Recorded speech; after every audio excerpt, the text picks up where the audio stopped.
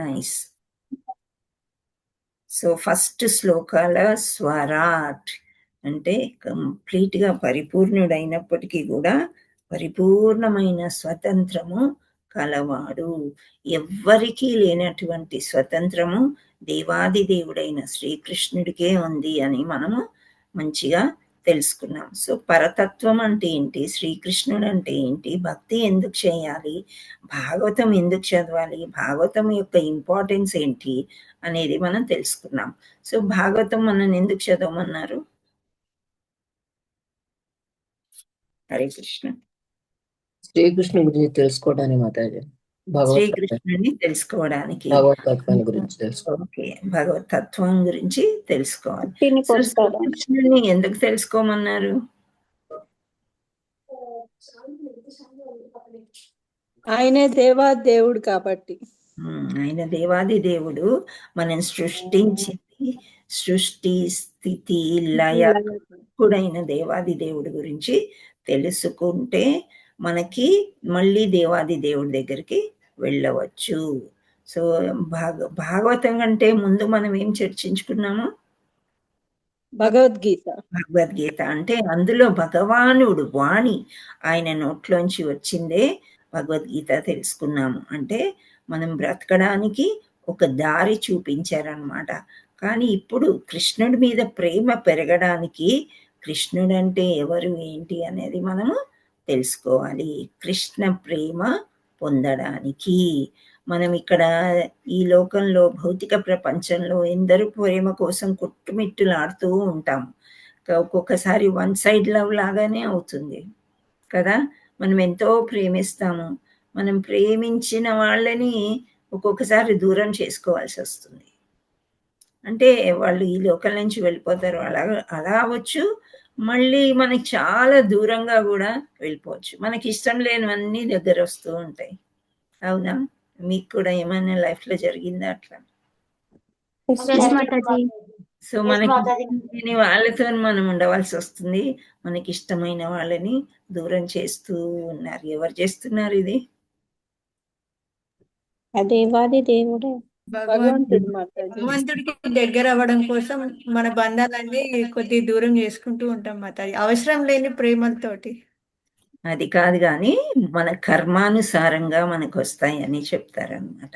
So మనం పూర్వజన్మలో ఇప్పుడు మనం ఈ జన్మ ఉంది, ఐ కంప్లీటెడ్ 60 years. సో మీరందరూ 30, 40, 50 ఏదో ఉండొచ్చు. సో మనకి నెక్స్ట్ జన్మ ఏంటి అనేది డిసైడ్ అవుతుందంట మన కోరికల్ని బట్టి. ఓకే, సో నెక్స్ట్ దేహం రెడీ అవుతుందన్నమాట. ఈ కోరికలు ఏవైతే మనం ఇక్కడ కోరుకున్నామో ఆ దేహంలో ప్రిపేర్ అయిపోతుంది, కానీ మనకు గుర్తుండదు అనమాట. సో మనం జడభరత్ స్టోరీ తెలుసుకున్నాం కదా. 3 జన్మలు ఎత్తినా ఆయన మర్చిపోడు, కానీ మనం మర్చిపోతాం అనమాట. సో మనము ఈ దేవాది దేవుడి కర్మలన్నీ ఇచ్చాన్ని కాదు, మనది మనమే సృష్టించుకున్నాం అనమాట. అన్నీ కూడా ఇవన్నీ కూడా మన కర్మానుసారమే మనకు వస్తుంది. ఎప్పుడో ఒకసారి మనము బాగా రోజు నాన్ వెజ్ తింటే బాగుంటుంది అనుకుంటాం అనుకోండి. అప్పుడంట భగవంతుడు అక్కడ ప్రిపేర్ చేస్తున్నాడు ఒక పెద్ద పిల్లిలాగో లేకపోతే టైగర్ లాగో పులిలాగో. బాడీ ప్రిపేర్ అయిపోతుందంట. ఇంకా రోజు నువ్వు మాంసమే తిను హాయిగా, నీకు మానవ జన్మ ఇచ్చాను నేను, కానీ నువ్వు తృప్తి పడట్లేదు, ఇందులో ఎలా బ్రతకాలో నీకు తెలియట్లేదు.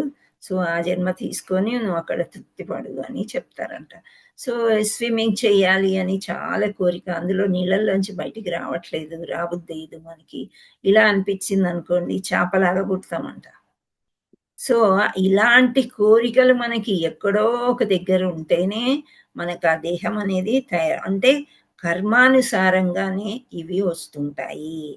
అయితే మనం చెప్పుకున్నాం ఏంటంటే దేవాది దేవుడు పరతత్వాన్ని తెలుసుకుంటే మనకుండే గీతలే మారిపోతుంటాయి అని చెప్పి. మనం కర్మ అనేది ఏదైతే అనుకుంటున్నామో దాన్ని మార్చి వేసే శక్తి భగవంతుడికి ఒక్కడికే ఉంది. అంతటి స్వతంత్రుడు అనమాట. పోనీలే అప్పుడు ఎప్పుడో తప్పులు చేసేశారు, ఇప్పుడు పశ్చాత్తాప పడుతున్నారు, వీళ్ళకి ఈ జన్మలో మనము ఇది అందిద్దాము అని అందిస్తారంట. అంటే ఇప్పుడు మనం నీళ్ళల్లో మునిగిపోతున్నాము, లేకపోతే కింద ఏదో ప్రమాదంలో ఉన్నాము, హెలికాప్టర్ నుంచి ఎవరైనా తాడు వేసి ఆ ఫ్లడ్స్లోంచి ఆ నీళ్ళలోంచి పైకి లాగుతున్నారు అని మనం ఆ తాడు పట్టుకుంటామా, వదిలేస్తామా? వద్దులే ఇంకా భగవంతుడే కాపాడిని అని అనుకుంటామా? పట్టుకుంటాం మాతాజీ. పట్టుకోవడానికి ప్రయత్నం చేస్తాం కదా. సో నలుగురున్న ఆ తాడు నాకే కావాలి అనిపించి ఆ తాడుని పట్టుకుని పైకి, అంటే బ్రతకడం అంటే మనకు అంత ఇష్టం అనమాట. చచ్చిపోవాలంటే మనకి ఎవ్వరికి ఇష్టం ఉండదు. ఇష్టమేనా మనకి? ఊరికినే అంటాము నేను చచ్చిపోతే బాగుండు, ఇవాళ ఉన్నాను రేపు ఉండకపోతే బాగుండు. అవన్నీ ఉట్టి మాటలే అనమాట. ఏ జీవి అయినా చూడండి, మన ఇంట్లో పెంపుడు జంతువుల్ని మనం పిల్లి కుక్క చచ్చిపోయే సమయంలో అది ఎంత దీనంగా చూస్తుందంటే అసలు వాళ్ళకి ఇష్టం ఉండదు. సో ఆ విధంగా అనమాట. అంటే మీరు చూసుంటే మీ ఎక్స్పీరియన్స్ ఒకవేళ గుర్తు తెచ్చుకోండి. ఎవ్వరికీ ఇష్టం ఉండదు.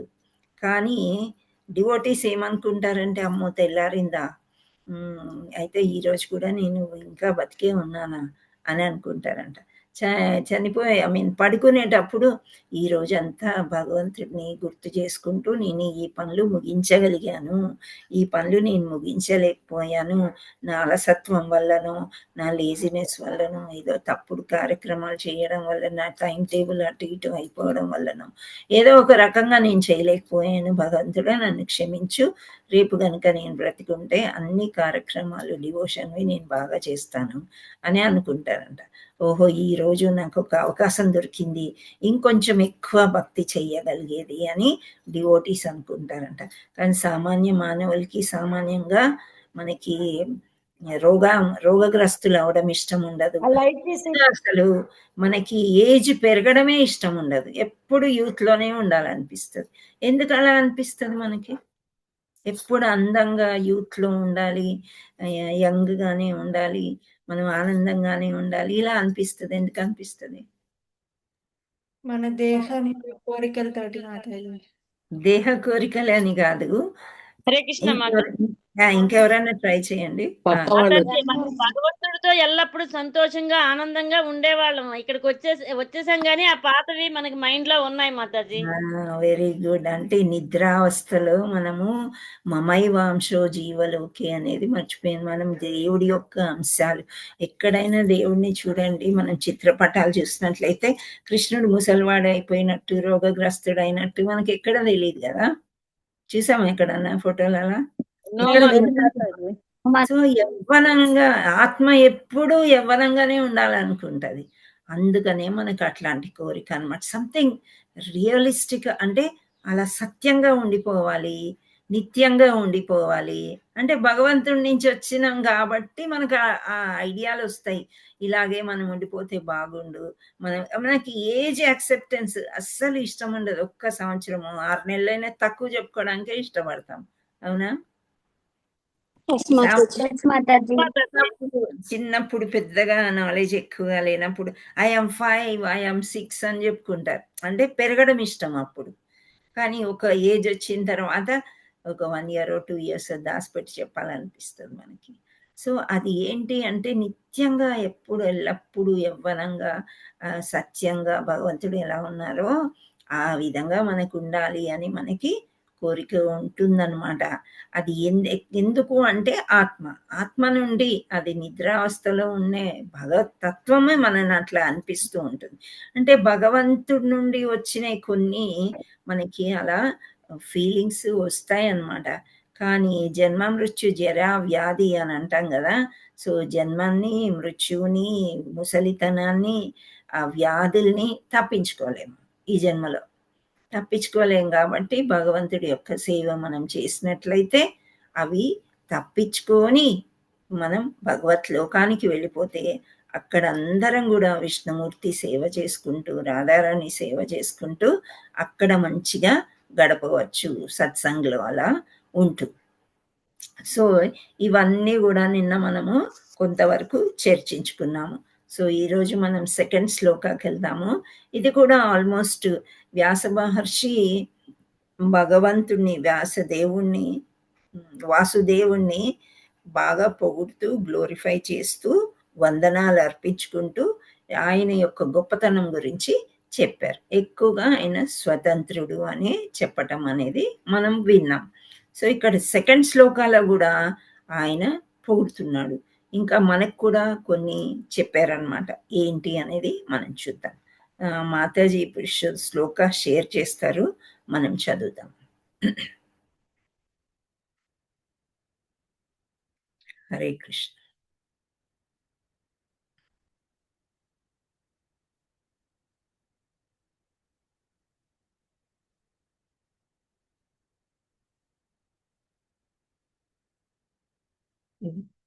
రొటేట్ చేయడానికి వస్తుందా? రొటేట్.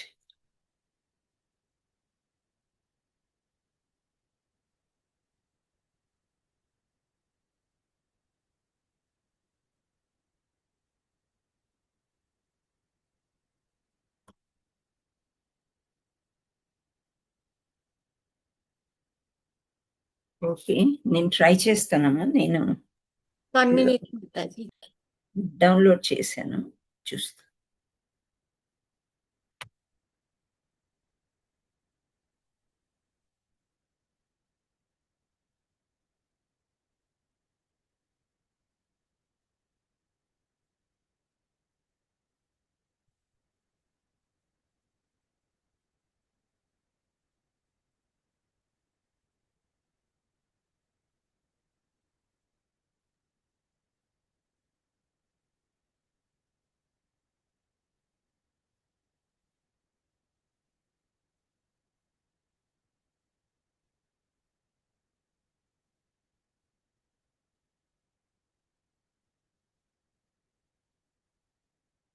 హరే కృష్ణ, కనిపిస్తుందా?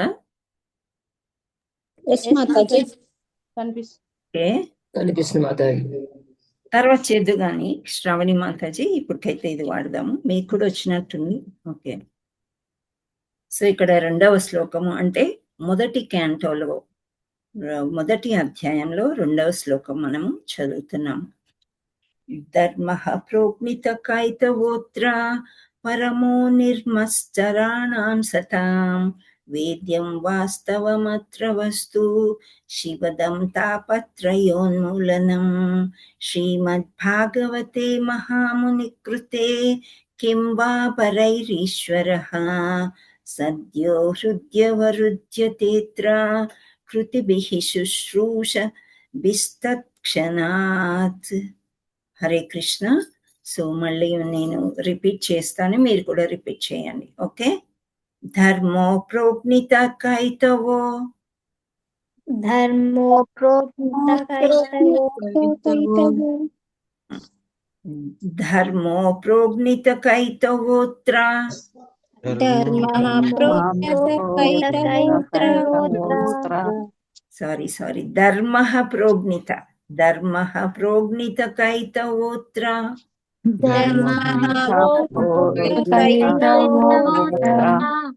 పరమో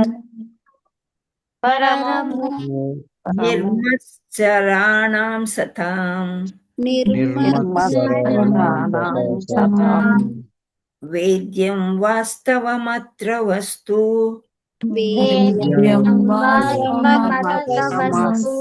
శివదం తాపత్రయోమూలనం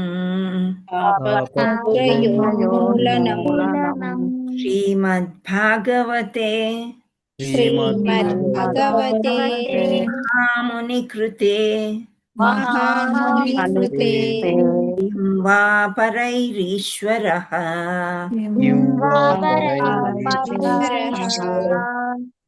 సద్యో హృద్య వరుధ్యేత్ర కృతిభిః శుశ్రూషు బిస్తత్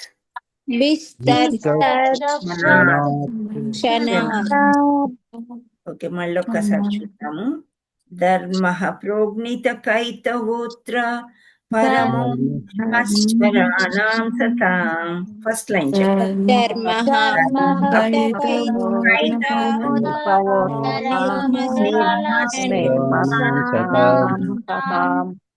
వేద్యం వాస్తవమత్ర వస్తు శివదం తాపత్రయోన్మూలనం.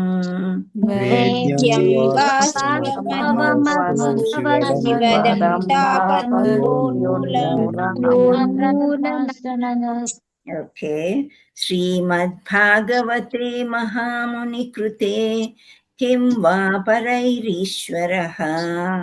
శ్రీమద్భాగవతే మహాముని కృతే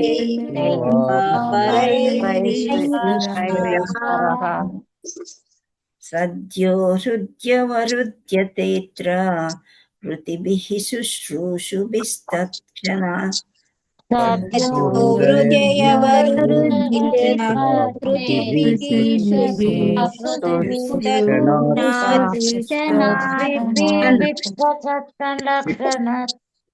హరి బోల్. Thank you all so much. So ఒకరిద్దరు హ్యాండ్ రైస్ చేస్తే వాళ్ళు చదవచ్చు ఫుల్ శ్లోక. పరము చదవండి. ఎవరు చదువుతున్నారు? ఉమా మాతాజీయా? చదవండి. ధర్మః ప్రోజ్ఞిత కైతవోత్ర పరమో నిర్మత్సరాణం సతం వేద్యం వాస్తవమత్ర వస్తు శివదం తాపత్రయోన్మూలనం.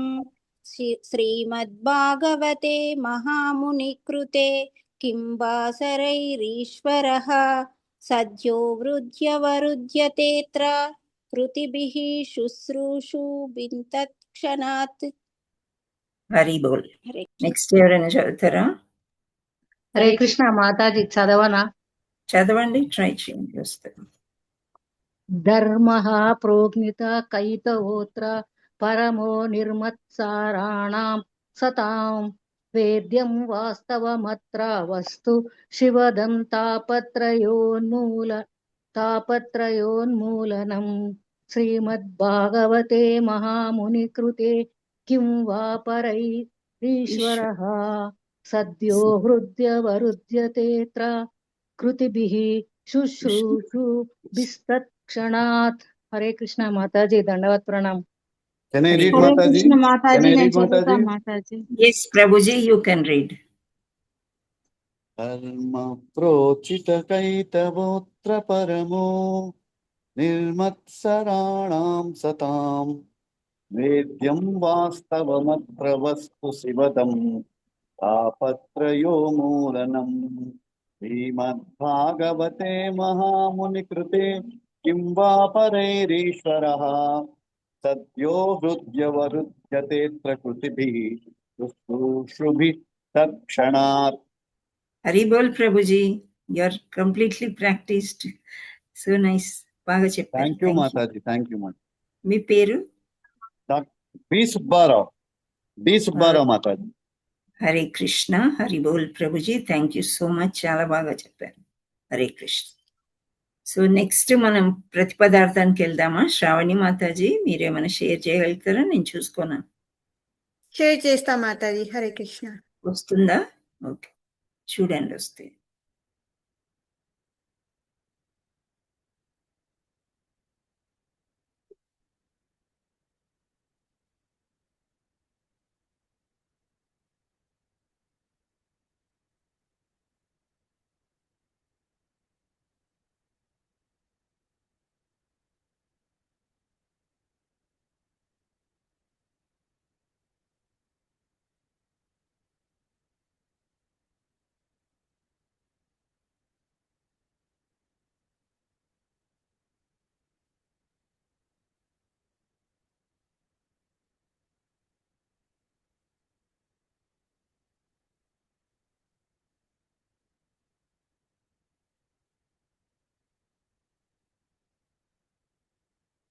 ఓకే, సో ఇక్కడ మీకు అందరికీ ప్రతిపదార్థం కనిపిస్తుందా?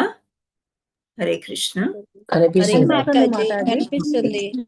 ధర్మః అంటే ధర్మములను, ఇది మనకు తెలిసిందే కదా, ధర్మం అంటే ధర్మంగా ఉండడము అనేది.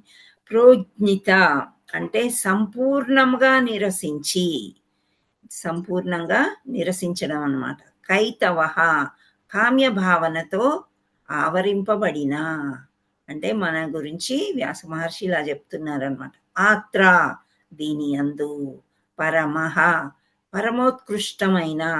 పరమోత్కృష్టమైన అని, ఇప్పుడు పరమః అంటే భగవంతుడికి సంబంధించింది అని మనకు తెలుసు. ఇక్కడ పరమోత్కృష్టమైన అని అంటే ఏంటి, చాలా ఎక్కువ అన్నమాట. సుప్రీం, ద హైయెస్ట్ అని చెప్పుకోవచ్చు అన్నమాట. దాన్ని పరమోత్కృష్టమైన అంటారు. అన్నిటికంటే పెద్దది. నిర్మశ్చరాణం అంటే 100కి 100 పాళ్ళు. సిద్ధాం తరంగులు సతాం అంటే భక్తులు. వేద్యం అవగతము నర్చుకొనగలవారు. వాస్తవం అంటే వాస్తవమైన.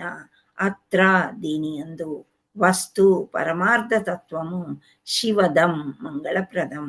తాపత్రయ అంటే త్రివిధ తాపములు.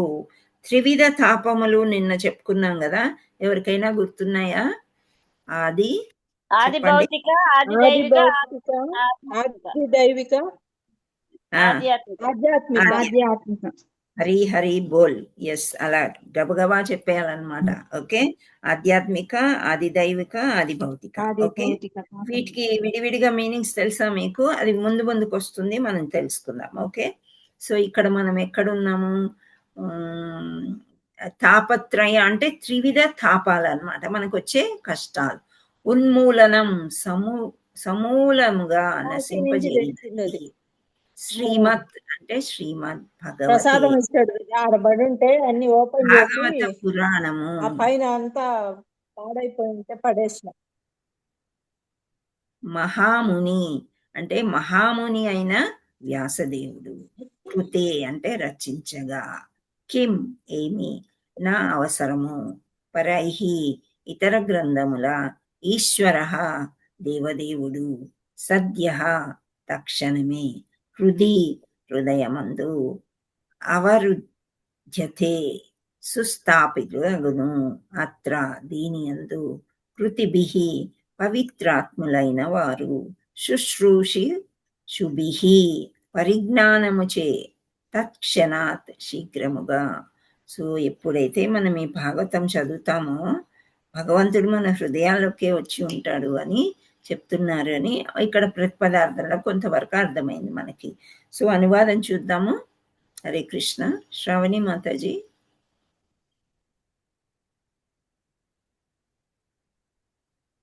సో ఇక్కడ అనువాదం మనం చదివినట్లయితే, భౌతిక భావ ప్రేరితములైన ధర్మములన్నిటినీ సంపూర్ణంగా నిరసించి మాశ్చర్యరహితుడైన భక్తులు. మాశ్చర్యం అంటే ఏంటి? హరే కృష్ణ.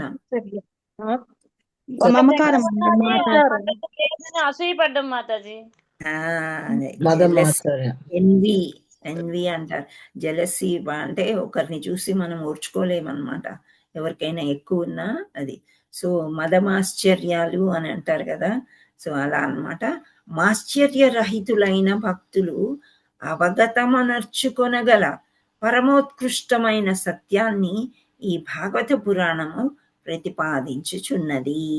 సో ఈ భాగవత పురాణం అంటే అంతా భక్తుల కొరకే. ఎటువంటి భక్తుల్ని ఆదరిస్తుంది భాగవతం అంటే? మాశ్చర్యరహితులయ్యి అంటే కామ క్రోధ మద మాశ్చర్యాలు మోహం ఇవన్నీ కూడా త్యజించిన వాళ్ళకే భాగవతం అర్థం అవుతుంది అని చెప్తున్నారు. అది మనం అర్థం చేసుకోగలం ఈ భాగవత పురాణాన్ని. పరమోత్కృష్ట సత్యం అన్నది మాయకు పరమైనది. సో ఇక్కడ పరమోత్కృష్ట అంటే నేనేం చెప్పాను ఇందాక, శ్రేయస్కరం, టాప్ మోస్ట్ అన్నమాట, హైయెస్ట్ శ్రేయస్కరమైనది. అది ఏమి అంటే సత్యము, అబ్సల్యూట్ ట్రూత్. దీనికంటే పెద్ద సత్యం ఇంకోటి ఏమీ లేదు. సత్యం అన్నది మాయకు పరమైనది. సత్యపరమై సత్యమై ఉండి సర్వులకు మంగళప్రదాయకమై ఉన్నది. మంగళప్రదాయకము అంటే మనకి ఏదో మంచి చేస్తుంది. ఏం మంచి చేస్తుంది? ప్రొద్దున లేస్తే మీరు ఒక గంట పనులన్నీ ముగించుకొని ఎక్కడ పని అక్కడ పడేసి ఇక్కడ వచ్చి ఒక గంట కూర్చుంటున్నారు అని ఇంట్లో వాళ్ళు కానీ పక్కింటి వాళ్ళు ఎవరైనా మనని కదపొచ్చు. కానీ మనమేమంటాము, లేదు లేదు ఇది మనం వినవలసిందే, ఇక్కడ చాలా బాగుంటుంది సత్సంగం, మీకు తెలియదు, కావాలంటే మీరు కూడా వచ్చి వినండి. అంటే ఏంటి? మాయకు కూడా మనం పడిపోమన్నమాట. భాగవతం అలాంటిది. చైతన్య ప్రభు భాగవతాన్ని ఏమన్నారు? అమల పురాణం అన్నారు. చాలా easy to understand and interesting. కృష్ణని గురించి మనము తెలుసుకునేదాన్ని చాలా ఆనందం వేస్తుంది అన్నమాట. ఎందుచేత? సచ్చితానందం, అది సత్యం కాబట్టి. చిత్ అంటే ఎల్లకాలం ఉంటుంది కాబట్టి. సో మాయకు పరమైన సత్యమై ఉండి సర్వులకు మంగళప్రదాయకమై ఉన్నది.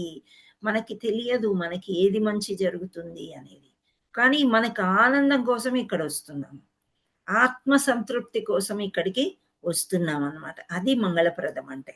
సామాన్యంగా మంగళప్రదం అంటే ఒక పెళ్లి కుదిరితేనే, ఒక మంచి జాబ్ వస్తేనే, ఇన్ని డబ్బులు వస్తేనే, లాభాలు వస్తేనే, ఇవే అనుకుంటాం కదా. ఇక్కడ భౌతిక ప్రపంచంలో ఈ విధంగా అనుకుంటాం. కానీ ఆధ్యాత్మిక ప్రపంచంలో మంగళదాయకం అంటే ఆనందం ఎక్కడ వస్తుందో అది అన్నమాట. అట్టి సత్యము త్రివిధ తాపాలని సమూలంగా నశింపజేయను. సో ఇందాక మనం కొన్ని తాపాలు అనుకున్నాం, 3 తాపాలు. అది భౌతిక, ఆధ్యాత్మిక, ఇంకా ఆది ఓకే. ఈ 3 ద్వారా మనకి కొన్ని కష్టాలు వస్తాయి, క్లేశాలు వస్తూ ఉంటాయి. సో వీటన్నిటిని కూడా దూరం చేసి సమూలంగా నశింపజేయును మహనీయమైన వ్యాసదేవునిచే. అంటే అతని పరిపక్వ స్థితిలో, సామాన్యంగా ఏదో నేర్చుకొని రాసేయడం కాదు, కొంత సంస్కృతి వచ్చేసిందని శ్లోకాలు రాయడం కాదు. పరిపక్వ స్థితిలో అంటే భగవానుడు చాలా మంచి పరిస్థితిలో మెడిటేషన్లో ఉండి అంతా నేర్చుకుని దివ్య దృష్టితో కలియుగంకి ఏం కావాలి, ఏది ఇద్దాము అని అందరిని మానవుల్ని ఉద్ధరించడానికి ఏమి ఇయ్యాలి అని ఆలోచించి మంచి స్థితిలో వ్యాసదేవుడు రచించిన ఈ శ్రీమద్ భాగవతము భగవతానుభూతిని పొందుటకు సర్వ విధములుగా యోగ్యమై ఉన్నప్పుడు వేరొక గ్రంథం యొక్క అవసరం ఏమున్నది? ఇంత మంచి పుస్తకం మనకిచ్చిన తర్వాత, ఇంత మంచి వేదాలు మనకి అన్ని కలిపి పొందుపరిచిన తర్వాత వేరొక పుస్తకం మనం ఎందుకు చదవటము? అవసరం లేదు, అవసరమే లేదు. శ్రీమద్ భాగవత సందేశాన్ని మనుజుడు శ్రద్ధతో అణుకువతో శ్రవణము చేసినంతనే తజ్ఞానము చే దేవదేవుడు అతని హృదయమందు సుస్థాపితగుచున్నాడు. సో మనం మామూలుగా ఏమనుకున్నామంటే హృదయంలో భగవంతుడు ఉన్నాడు, ఆత్మ పరమాత్మ, ఆత్మ పక్కనే పరమాత్ముడు ఉన్నాడు, మనం చూస్తూ ఉన్నాడు, మనం ఏం చేస్తున్నాము ఏంటి అని నిన్న మనం డిస్కస్ చేసాం కదా. అణువణువున ఉన్నాడు అంటే లైక్ సీసీ కెమెరా మనల్ని పట్టించుకుంటూనే ఉంటాడు, చూస్తూనే ఉంటాడు భగవంతుడు. అలాంటి భగవంతుడికి మనం ఒక గిఫ్ట్ ఇచ్చామనుకోండి, అంటే భాగవత పురాణం భాగవతం చదివినంతనే ఆత్మ సంతృప్తి కలిగినంతనే పరమాత్మను కూడా మనము సంతోష పెడుతూ ఉన్నప్పుడు ఏమవుతాడు? మన ఆత్మ నిండా కృష్ణుడే ఉంటాడు, ఇంకా వేరే ఏమీ ఉండదు అనమాట. ఆత్మకు కావాల్సిందే కృష్ణుడు, ఎందుకంటే మనం కృష్ణుడి నుండి వచ్చాం కాబట్టి. కానీ అది మనం ఎందుకు మర్చిపోతున్నాం అనేది భాష్యంలో శ్రీల ప్రపాదుల వారు చాలా చక్కగా వివరించారు. సో మనం భాష్యము చదువుకుందాం. ఓకే, అనువాదం మొత్తం మీద అనువాదం మనకేం చెప్తుందంటే, ఈ భాగవత పురాణము ఇంత బాగా వ్యాస మహర్షి పరిపక్వ స్థితిలో ఒక పండు తినాలంటే మనకి ఆస్వాదిస్తే ఆనందంగా ఉంటుంది, అదే కచ్చికాయ తినాలంటే మనకంత ఆనందం అయ్యేది కదా. సో పరిపక్వ స్థితిలో సువాసన రసభరితమైన పండు ఈ భాగవతం. సో ఇది మనకి ఉన్న తర్వాత వేరొక గ్రంథమే అవసరం లేదు. ఈ భాగవతం చదివినంతనే భగవంతుడే వచ్చి మన హృదయంలో సుస్థాపితం అగుచుంటును అని చెప్తున్నారు.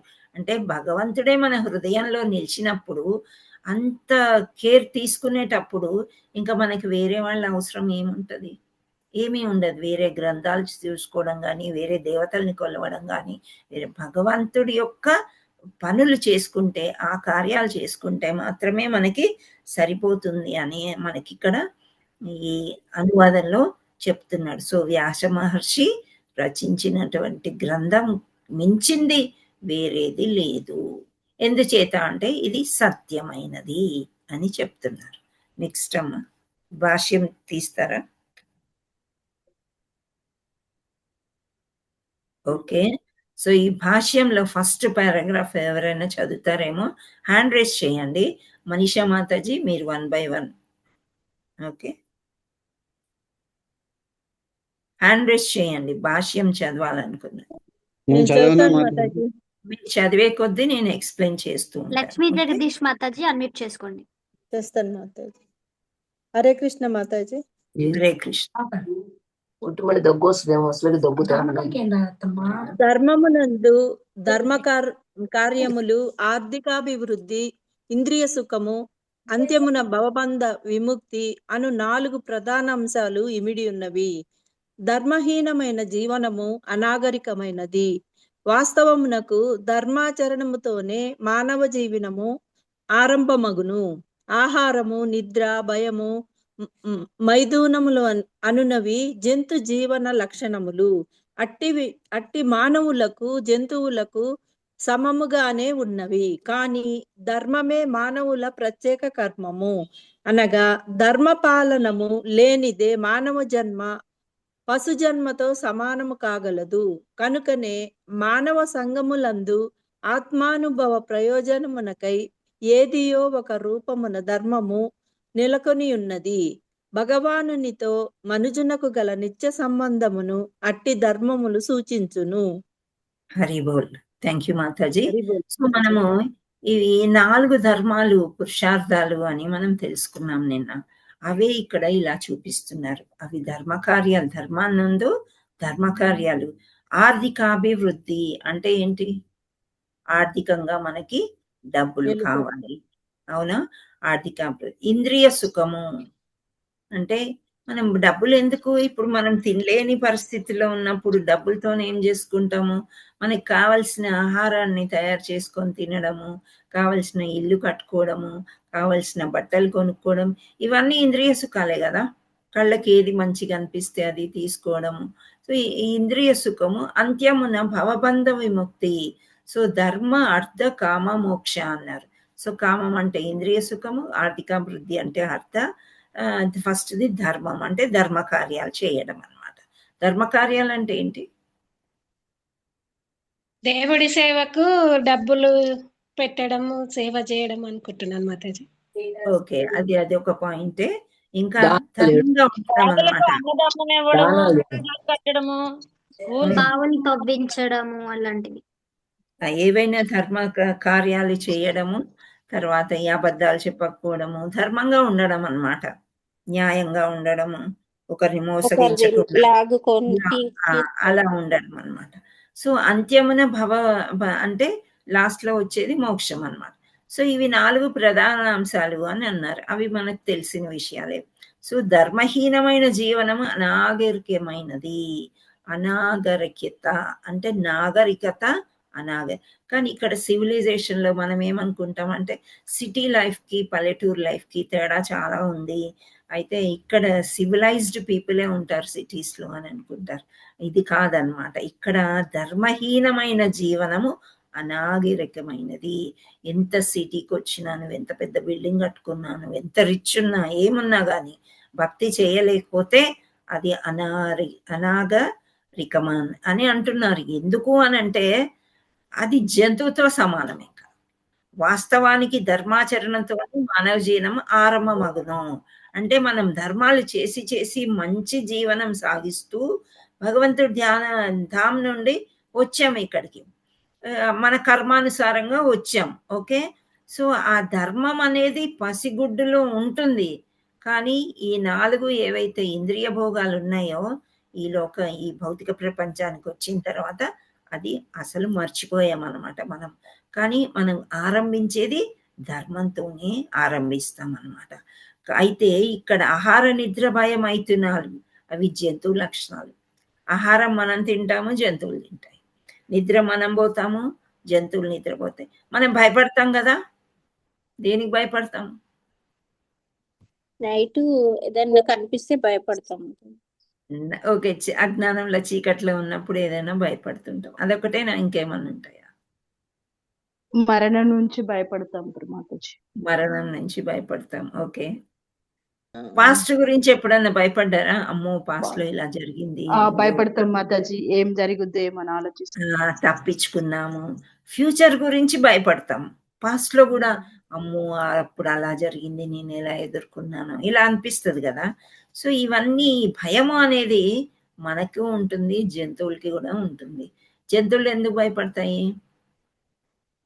వేరే జంతువు వచ్చి తింటదని. తినేస్తదనో, కొడతదనో, లేకపోతే ఇంకేదో, అవి భయం అనేది ఉంటుంది వాటికి కూడా. పరిగెత్తి వెళ్ళిపోతాయి. మనం కర్ర తీసుకున్న వెళ్ళి ఏదైనా బెదిరించేసరికి అవి పారిపోతూ ఉంటాయి. సో ఆ విధంగా ఆహారము, నిద్ర, భయము, మైథునము అంటే సంభోగం అనేది ఇక్కడ ఉంది, జంతువుల్లో కూడా ఉంది. అందువల్లే జంతువులకి పిల్లలు పుడుతూ ఉంటారు, మనకు కూడా. సో ఇవన్నీ జంతు లక్షణాలు అని అంటున్నారు. సో అట్టివి మానవులకు జంతువులకు సమముగానే ఉన్నవి. ఇవి సేమ్ అన్నమాట. వాళ్ళు మనము ఇందులో సేమ్. కానీ ధర్మమే మానవుల ప్రత్యేక కర్మము. అనగా ధర్మపాలం లేనిదే మానవ జన్మ పశు జన్మతో సమానము. కనుకనే మానవ సంఘమందు ఆత్మానుభవ ప్రయోజనంకై ఏదియో ఒక రూపంన ధర్మం నెలకొని ఉన్నది. భగవానునితో మనుజుడు గల నిత్య సంబంధాన్ని అట్ని ధర్మము సూచించును. సో ఇక్కడ ధర్మము అనేది మనకి కొంత జ్ఞానం ఇచ్చాడు భగవంతుడు. మనం ఇక్కడ కూర్చుని చదువుకోగలుగుతున్నాం, అర్థం చేసుకోగలుగుతున్నాం. కానీ ఇదే శరీరం అంటే మనలో భగవంతుడు ఉన్నాడు, ప్రతి జీవిలో, జీవాత్మలో దేవుడు ఉన్నాడు అని చెప్తున్నాం. పిల్లిలో కానీ, కుక్కలో కానీ, బాతులో, కొంగలో, కోడిలో, అన్నిట్లో భగవంతుడు ఉన్నాడా? కానీ వాటికి ధర్మం అంటే అర్థమవుతుందా? వాటికి అర్థం అవుతుందా ధర్మం అంటే? ఇక్కడ జరుగుతుంది. మనం ఇక్కడ వీధిలో ఉన్న కుక్కల్ని, పిల్లల్ని అందరినీ కూర్చోబెట్టి కొంచెం అన్నమో ఏదో వాటికి ఇష్టమైనవి ఇచ్చి కాసేపు కూర్చుంటారేమో అనుకుంటే కూర్చుంటాయా అవి? కూర్చో. మంచిగా వాటికి పెట్టింది తినేసి అక్కడే నిద్రపోతాయి, లేదంటే వెళ్ళిపోతాయి. వాటికి ధర్మం అంటే తెలియదన్నమాట. కానీ మనకి నిత్య సంబంధం భగవంతుడితో ఉంది అని మనం తెలుసుకోగలుగుతాం కాబట్టి ఆ ధర్మాన్ని సూచిస్తుంది. ఇది ఫస్ట్ పారాగ్రాఫ్ లో మనకు తెలిసింది. ఫస్ట్ పారాగ్రాఫ్ లో మనకు తెలుసుకున్నది ఏమి అంటే ధర్మ, అర్థ, కామ, మోక్షంతో పాటు మనకి ఇంకొకటి ఇచ్చారు. ఏంటది? ఫిఫ్త్ది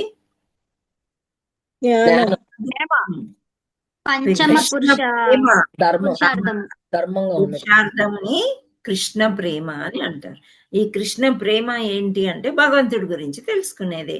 ఇదే అన్నమాట ఇప్పుడు ఫస్ట్ పారాగ్రాఫ్ లో మనకి చెప్పింది. Okay, next paragraph. Hare Krishna.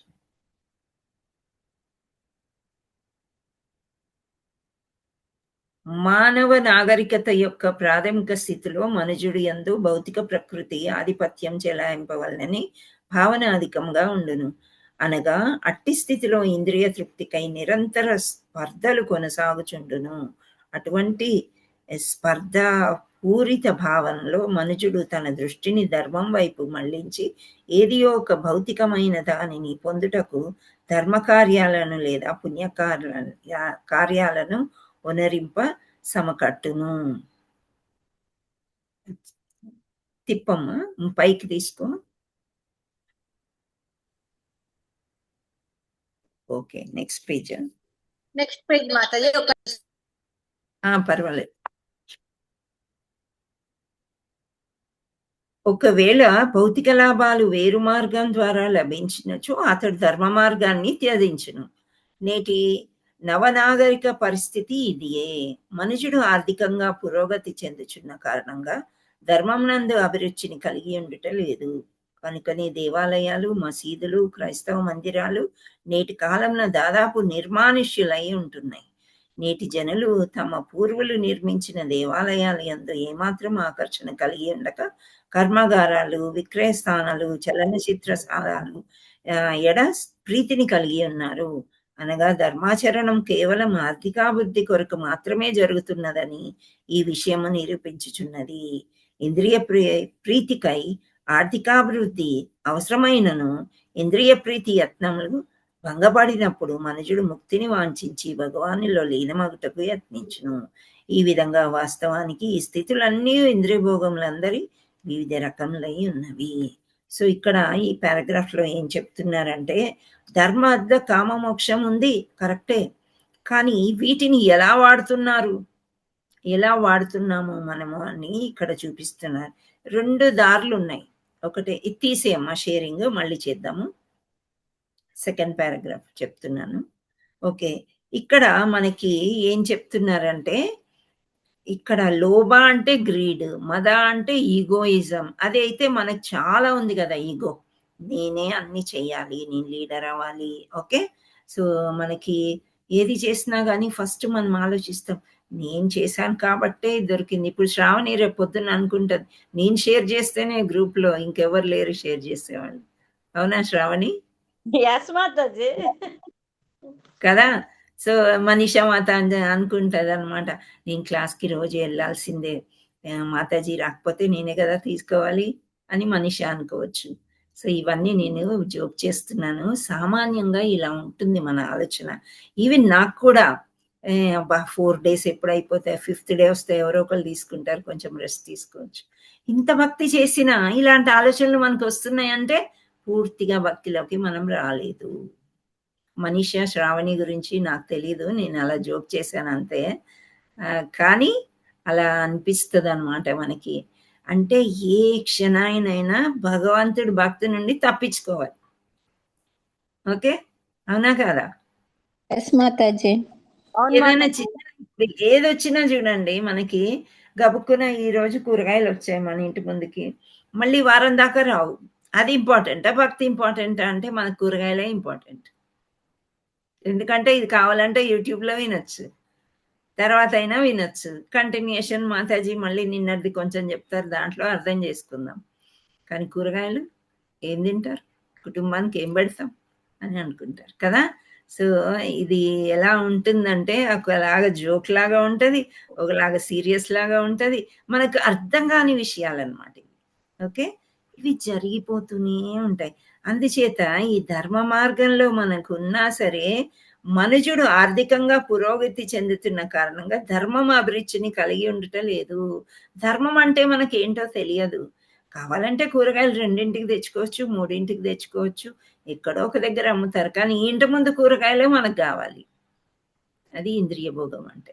మీకు అర్థమవుతుందా? ఊరికే రిలేట్ చేశాను ఇలా. సో ఇది అన్నమాట, ఇంద్రియ భోగాన్ని మనము ఫస్ట్ ప్రయారిటీ దానికి ఇస్తాం అన్నమాట. మనం ఫస్ట్ ప్రయారిటీ దానికే ఇస్తాం, రెండవ ప్రయారిటీ భక్తికి ఇస్తాము. పక్కన పెట్టేసాం అన్నమాట. పెట్టేసి పూర్వకాలంలో లక్ష్మీ జగదీష్ మాతాజీ మీరు కొంచెం మ్యూట్లో ఉండండి, థ్యాంక్ యూ.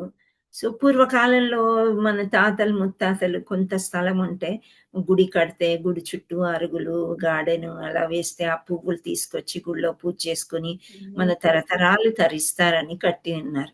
కానీ ఈ రోజుల్లో ఈ గుడి గాని, చర్చ్ గాని, మాస్కులు గాని నిర్మానుష్యంగా ఉంటున్నాయి అని చెప్తున్నారు ఇక్కడ శ్రీల ప్రభుపాదుల వారు. ఎందుకని నిర్మానుష్యంగా ఉంటున్నాయి అంటే, ప్రొద్దున లేస్తే మనకి ఆఫీస్కి వెళ్ళిపోవాలి, మళ్ళీ సాయంత్రం వచ్చేదాకా మనకి టైం లేదు. సో ఇంట్లో హౌస్ వైఫ్కి ప్రొద్దున్నే పిల్లలకి అందించడము, భర్తకు అందించడము, ఒకవేళ మీరు కూడా ఉద్యోగస్తులు అయితే మీరు కూడా పరిగెత్తడం, ఇంకా గుడికి వెళ్ళే టైం ఎక్కడుంది మనకి? గుడి వెలవెలపోతుంది. ఒక్కొక్కసారి ఆ ప్రసాదం కూడా వాళ్ళు వండినంత కూడా విక్రయం కాదు. చాలా మీరు మామూలుగా ఇస్కాన్ వదిలేయండి, వేరే టెంపుల్స్ చూడండి ఎలా ఉంటున్నాయి. పూర్తిగా ప్రొద్దున్న లేస్తే ఫస్ట్ గుడి మన ఇంటి దగ్గర ఆవరణలో ఉందంటే గుడికే వెళ్ళాలి. మనం ఫస్ట్ వెళ్ళి దండం పెట్టుకొని ప్రదక్షిణం చేసుకొని అక్కడ ప్రసాదం తీసుకొచ్చినాకే ఏదైనా పని ప్రారంభించుకుంటారు అని చెప్పి, ఇంట్లో చేసుకోగలరో లేదని మన తాతలు ముత్తాతలు అందరు ఎన్నో గుళ్ళు అలా పాడుపడిపోయి అలా ఉన్నాయి అన్నమాట. సో ఇది ధర్మాన్ని పక్కన పెట్టారు. సో వాటి ప్లేసెస్లో ఏమొచ్చినాయి అంట, చలనచిత్రాలు. ఇప్పుడు మనం ఎంతో మంది సినిమా చూసుంటారు కదా, ఇదేం సినిమా ఈ మధ్య వచ్చింది కదా చిరంజీవిది మీసాల పాట బాగా ఫేమస్ పిల్లలు కూడా డాన్స్ కదా. సో ఇలా ఈ సినిమాకి వెళ్ళాలంటే మనకు టైం ఉంటది, కానీ కథా కీర్తనకి వెళ్ళామంటే అమ్మో అంత దూరమా, ఇంకేదో ఏదో ఏదో చాలా రీజన్స్ దొరుకుతాయి. అదే సినిమాకి బ్లాక్ లో టికెట్లు కొనుక్కొనైనా వెళ్ళిపోవచ్చు అనమాట. సో విక్రయ స్థానాలు, పార్కులు, పబ్బులు, చలనచిత్రాలు ఇవన్నిటి మీద మోస ఎక్కువైపోయింది. మనం ఎందుకు అని అంటే ధర్మాన్ని వదిలేసాం. మనం ధర్మానికి ప్రయారిటీ ప్రాముఖ్యత ఇవ్వలేదు. ఇవ్వకుండా ఇవన్నీ మన ముందుకి ఆర్థికాభివృద్ధి, చాలా జీతాలు వస్తున్నాయి ఈ మధ్య. సాఫ్ట్వేర్ వాళ్ళకైతే లక్షలు వస్తున్నాయి. బంగారం లక్షలు దాటిపోయి ఉన్న రేటు బంగారం కొట్లల్లో జనాలు ఉంటున్నారు. ఎక్కడి నుంచి కొంటున్నారు అంటే వాళ్ళకి ఎక్కడి నుండో డబ్బులు వస్తున్నాయి కదా. అంటే దాని మీద అంత ఇంపార్టెన్స్ ఉంది అని ఈ పారాగ్రాఫ్ లో చెప్తున్నారనమాట. అండ్ లాస్ట్కి ఏమవుతాయి, మనకి ఎన్ని డబ్బులున్నా కూర్చుని తింటే కొండలైనా కరిగిపోతాయి అంటారు. మీరు విన్నారా ఎక్కడైనా? హయ్యర్ కి వెళ్ళిపో ఉన్నాం. ఆర్థిక వృద్ధి మనది పెరుగుతుంది, మన కోరికలు పెరుగుతున్నాయి. ఒక కారు కొన్నాం, ఆ కారు తీసేసి పెద్ద కారు కొన్నాం, దాన్ని ఇవి తీసేసి ఇంకోటి కొన్నాం. ఒకటి సరిపోలేదు, పిల్లలకి ఇంకోటి కావాలి, స్కూల్కి ఒకటి కావాలి, పార్క్ ఒకటి. సో మన డబ్బులన్నీ ఇలా వెచ్చించి లాస్ట్కి ఏమవుతుందంటే మనం నీరసించిపోతాము. ఎక్కడ తృప్తి అనేదే మనకు దొరకకపోయేసరికి ఇక్కడ భంగపడినప్పుడు ఇంద్రియ ప్రీతి యత్నాలు అంటే ఎన్ని ప్రయత్నాలు చేసినా మన ఇంద్రియ తృప్తి అనేది, సంతోషం అనేది దొరకలేనప్పుడు, భంగపడినప్పుడు అప్పుడు కాళ్ళు వస్తాయి అన్నమాట. సరే మనం గుడికన్నా వెళ్ళి ఆ దేవుడికైనా చెప్పుకుందాం మన కష్టాలు, అవునా కాదా? అంటే చివరి పరిస్థితుల్లో ఇప్పుడు నా కాళ్ళు చేతులు బాగున్నప్పుడు నేను గుడికి వెళ్ళలేదు. ఎందుకు? ఇంద్రియ తృప్తితోని ఇక్కడ సంతోషంగా ఉన్నాను. నెలకు సినిమాకి పోతుండే కానీ నెలకు ఒకసారి కూడా గుడికి పోలే. కానీ ఇప్పుడు వయసు అంతా అయిపోయిన తర్వాత భగవంతుడా నేను ఇక్కడ ఉండడం ఎందుకు, ఇంకా నన్ను తీసుకుపో, ఈ కాళ్ళు చేతులు పనిచేయట్లే, నాకు చేసేవాళ్ళు ఎవ్వరు లేరు, నన్ను తీసుకెళ్ళిపో, నేను వచ్చేస్తాను. భంగపడినప్పుడు మనుజుడు ముక్తుని వాంఛించి భగవానులో లీనమగుటకు ప్రయత్నించును. సో భగవానుల్లో కలిసిపోవడానికి, అందుకని అంటారు ఆత్మ పరమాత్మలో కలిసిపోతుంది అని. అది కాదు అని ఎప్పుడు తెలుసుకున్నాం మనం? ఇక్కడికి వచ్చిన తర్వాతే మనకు తెలిసింది. పరమాత్మ వేరు, ఆత్మ వేరు. ఆత్మ ఏది కోరుకుందో అదే వస్తుంది, కానీ పరమాత్మలో కలిసిపోదు. కానీ మనుజుడు అలా ముక్తి పొందాలి అని మనం ఆలోచిస్తాం అనమాట. లాస్ట్కి అట్లీస్ట్ అప్పుడైనా నీకు బుద్ధి వచ్చింది అని సంతోషిస్తాడు భగవంతుడు. పర్వాలేదు, ఇప్పుడు నువ్వు అన్ని పోగొట్టుకున్న తర్వాత అయినా నీకు ఈ తెలివి వచ్చింది అని భగవంతుడు ఈ విధంగా. వాస్తవానికి ఈ స్థితులన్నీ ఇంద్రియభోగములందరూ వివిధ రకములై ఉన్నాయి. సో మనకి ఒక్కొక్కరికి ఒక్కొక్కటి ఇంద్రియ భోగాలంటే కోరికలు. మనకి ఒక్కరికి వేరే కోరిక ఉంటుంది, ఇంకొకరికి వేరే కోరిక, వేరే రకరకాలు ఉంటాయి. కొందరికి ఇళ్ళు కట్టించుకోవాలి, అమ్ముకోవాలి, కొందరు కార్లు కొనాలి, అమ్మాలి, ఇంకా ఇంకా ఇంకా అభివృద్ధిలోనికి రావాలి, బిజినెస్ బాగా చేసుకోవాలి. ఉద్యోగాలు కూడా కొంత డిఫరెన్స్ ఆఫ్ సాలరీస్కి ఉద్యోగాలు మారుతూ ఉంటారు. సో ఈ రకంగా ఇంద్రియ భోగ తృప్తి దీనివల్ల భంగపడినప్పుడు మనకు లాస్ట్కి మోక్షం గుర్తొస్తుంది. కానీ ఫస్టే మోక్షాన్ని పట్టుకుంటే ఇవన్నీ భగవంతుడే సర్దుతాడు, అవునా కదా? మనకు వచ్చిన శాలరీలోంచి పూర్వకాలం ఇట్లాగే ఉండేది. శాలరీ తెచ్చుకుంటే కొంత అమౌంట్ తీసి ముడుపు అని కట్టేవారు.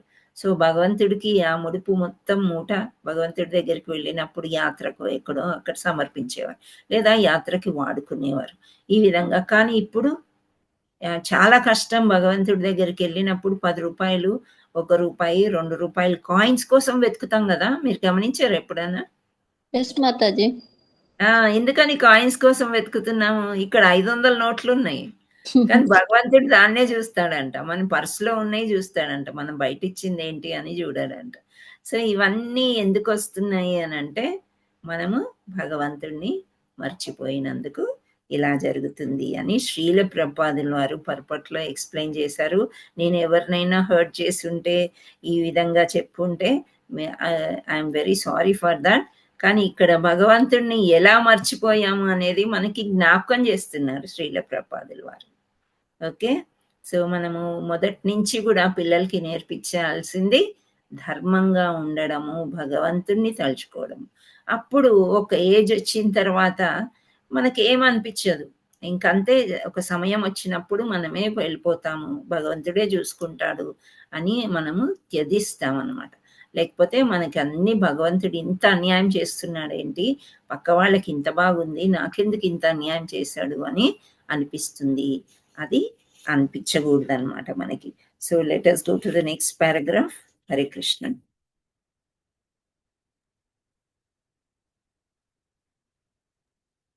ఇంద్రియ భోగం కొరకు అవసరమైనటువంటి పోటీలు లేనట్టి స్థితి కల్పించుట కొరకై పైన తెలుపబడినట్టి ధర్మార్థ కామాదులనే 4 కర్మలు వేదములందు ఒక క్రమ పద్ధతిలో చెప్పబడినవి.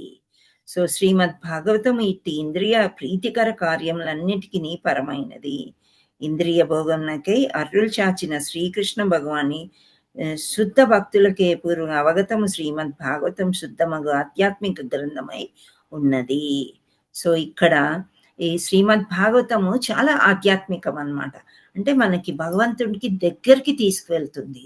ఈ కష్టాలు ఇవన్నీ మనం ఏవైతే ఉన్నాయో ఇంద్రియ భోగాలు కొంతవరకు మర్చిపోతూ ఉంటాము అని చెప్తున్నారు. సో ఇక్కడ నుండి ఎవరైనా చదవండి, స్క్రీన్ మీదకి వచ్చింది. భౌతిక చేసుకోండి. భౌతిక జగత్తులో అక్కడ నుండి. హరే కృష్ణ మాతాజీ, ధన్యవాద ప్రణామం. కనిపించట్లేదు మాతాజీ, ఇంద్రియ భోగం కొరకు అక్కడి నుంచి ఉంది మాతాజీ. ఇక్కడ భౌతిక అక్కడ నుండే చదవండి, అక్కడ నుండే చదవండి. ఇంద్రియ భోగం దగ్గర నుంచి మాతాజీ చదవండి. ఇంద్రియ భోగము కొరకు అనవసరమైనటువంటి పోటీలు లేనట్టి స్థితిని కల్పించడం కొరకై పైన తెలుపబడినటువంటి ధర్మార్థ కామాదుల నడి 4 కర్మలు వేదములందు ఒక క్రమ పద్ధతిలో చెప్పబడినవి. కానీ శ్రీమద్ భాగవతము ఇట్టి ఇంద్రియ ప్రీతికర కార్యములన్నింటికీ పరమైనది. ఇంద్రియ భోగములకై అర్రులు చాచని శ్రీకృష్ణ భగవాను శుద్ధ భక్తులకే పూర్ణముగా అవగతమగు శ్రీమద్ భాగవతము శుద్ధమగు ఆధ్యాత్మిక గ్రంథమై ఉన్నది. భౌతిక జగత్తులో జంతువుల నడుమ, మనుషుల నడుమ, జాతుల నడుమ, దేశముల నడుమ స్పర్ధలు, పోటీలు సర్వసాధారణ విషయములు. కానీ భక్తులైన వారు అటువంటి స్పర్ధలకు, పోటీలకు దూరముగా నుందురు. నిత్యము ఆనందమయమైన జీవనం కలిగిన భగవద్ధామనకే చేరనున్నందున వారెన్నడూ భౌతిక భావనా పరులతో పోటీకి దిగరు. అట్టి భక్తులు సదా పరిశుద్ధాంతరములు అసూయ రహితులై ఉందురు. భౌతిక జగమున ప్రతి ఒక్కరును వేరొకరిపై అసూయను కలిగి ఉన్నందునే స్పర్ధలు చెలరేగుచున్నవి. కానీ దివ్యులైన భగవద్భక్తులు అసూయ రహితులే గాక సర్వుల అసూయ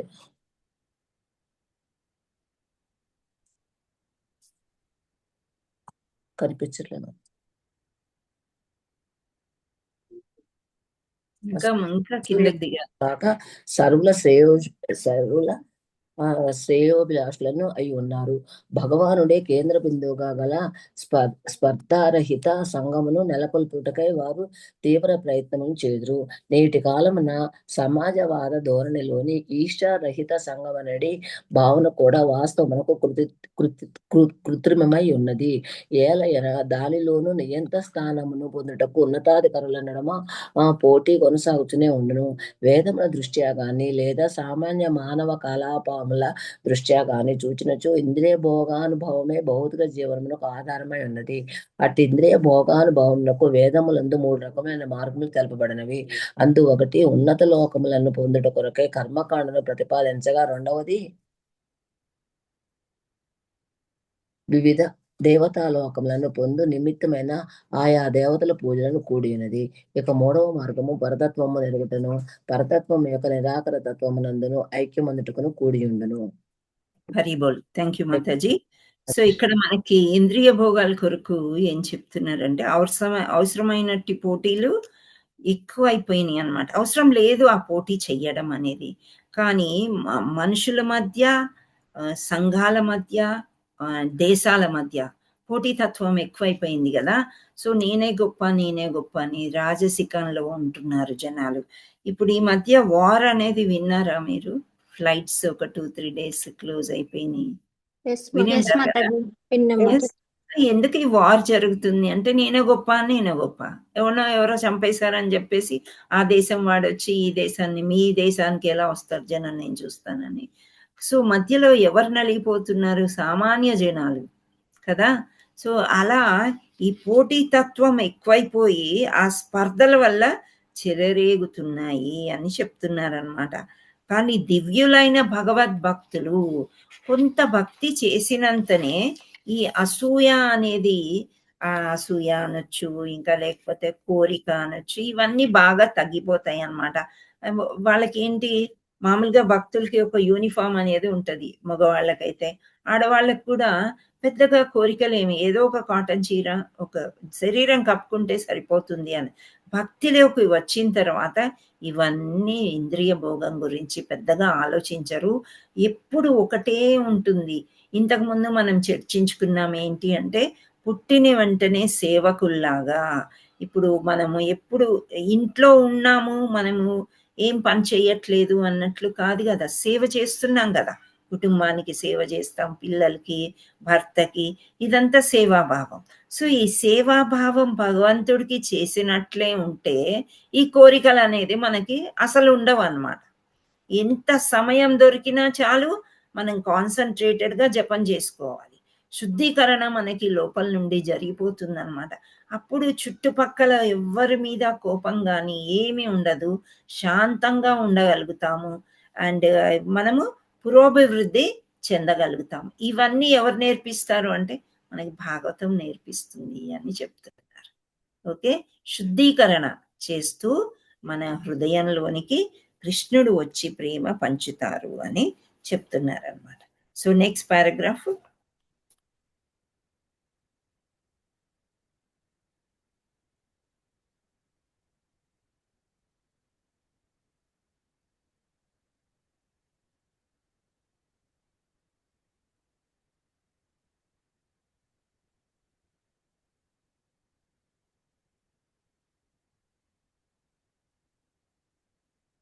ఎస్, ఇంద్రబోయిన మాతాజీ. మాతాజీ నేను చదవాలా? పర్వాలేదు, ఇంద్రబోయిన మాతాజీ పేరు చెప్పారు కదా, దాని తర్వాత నెక్స్ట్ మీరు చదవండి. ఓకే మాతాజీ చదువు. హరే కృష్ణ మాతాజీ, దండవత్ ప్రణామం. దండవత్ ప్రణామం. వాస్తవమునకు పరతత్వము యొక్క నిరాకార భావనము ఉత్కృష్టమైనది కాదు. నిరాకార తత్వము కన్నను ఉన్నతమైనది పరమాత్మ తత్వము. పరతత్వపు రూపలక్షణము భగవానుడు అట్టి పరమాత్మ తత్వము కన్నను ఉన్నతమైనది. అట్టి రూపసహితమైన పరతత్వమును గూర్చియే శ్రీమద్ భాగవతము తెలియజేయుచున్నది. కనుకనే ఇది నిరాకారవాదమును తెలిపడి వాంగ్మయము కన్నను, వేదములలోని జ్ఞానకాండ విభాగము కన్నను ఉత్కృష్టమైనది. దేవదేవుడైన శ్రీకృష్ణుని భక్తియుక్త సేవను ప్రతిపాదించడి కారణముగా ఈ శ్రీమద్ భాగవతము వేదములలోని కర్మకాండ విభాగము కన్నను, అంతేగాక ఉపాసనా కాండము కన్నను ఉన్నతమై ఉన్నది.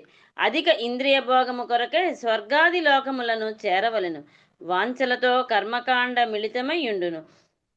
ఆ విధముగానే జ్ఞానకాండ, ఉపాసన కాండలు కూడా అటువంటి వాంఛలనే కూడియుండును. కానీ శ్రీమద్ భాగవతము మూలతత్వము లేదా కారణమగు పరమ సత్యముపై కేంద్రీకరింపబడి ఉన్నందున అన్నిటికన్నను పరమోత్కృష్టమై ఉన్నది. దీని నుండి మూలతత్వమునే గాక దానిలోని విభాగములను కూడా మనుజుడు ఎరుగగలుగును. అట్టి మూలతత్వము శ్రీకృష్ణ భగవానుడు పరతత్వము కాగా సృష్టులన్నయూ అతని శక్తి రూపములై ఉన్నవి. థ్యాంక్ యూ మాతాజీ. Thank you. సో ఇక్కడ మనకి నిరాకారము అని అన్నారు. సో భగవంతుడి గురించి మనం భాగవతంలో తెలుసుకుంటున్నాం కానీ ఒక ఆకారమే లేదనుకోండి. సో ఆకారమే లేకపోతే ధ్యానిస్తూ ఉండాలంటే చాలా కష్టం అన్నమాట. Meditation is not that easy. ఇప్పుడు మనము మహామంత్రం చెప్పమన్నారు, 16 మాలలు చెయ్యండి అన్నారు. మహామంత్రం మంచి కాన్సన్ట్రేషన్తో చేసుకుంటే మనకి భగవంతుడే మనకి ఏం చెప్పారు, గట్టిగా చెప్తూ చెయ్యండి. అంటే మనం చేసే మంత్రం మన చెవులకి వినిపిస్తే మన ఆత్మకి చేరుకొని భగవంతుడు సంతోషిస్తాడు. ఆ కాన్సంట్రేషన్‌తోని చెయ్యండి అని చెప్తున్నారు.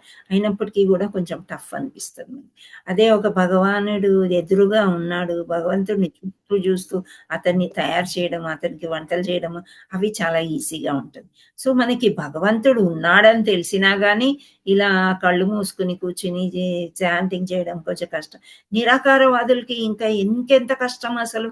ఆకారమే లేదు. ఒక బ్రహ్మజ్యోతిని ఏదో చూసుకొని కూర్చుని మెడిటేషన్ చేయాలంటే చాలా టఫ్ అని భగవద్గీతలో భగవంతుడు చెప్పాడు.